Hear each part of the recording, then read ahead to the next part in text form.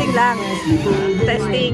Guys, isa ka rin ba sa meron itong DJI Neo 2 Fly Combo na kung saan takot kang ilagay siya sa mga ordinary bags lang? Dahil alam naman po natin na hindi po biro ang ganitong klase ng gadget na kung saan napaka-sensitive ng camera niya. So ayan po.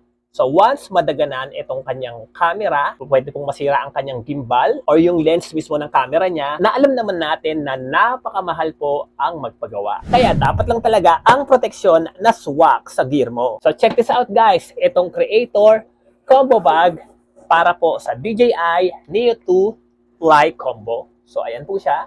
So guys, tignan nyo naman, di ba? Swak na swak talaga siya at design talaga itong bag na to para sa DJI Neo 2 Fly Combo. So guys, check nyo na lang po. Ito po yung kanyang drone.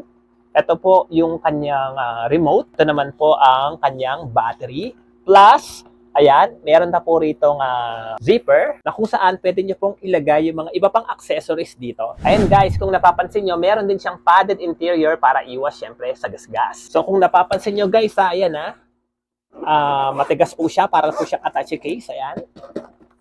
Heavy duty po siya at waterproof na rin. Pwede po siyang hand carry at pwede rin po siyang shoulder carry. So guys, kung gusto nyo maging safe at protected ang iyong DJI Neo 2 Fly Combo, ayan, ilalagay ko po itong bag na to dito po sa ating yellow basket and I'll see you again.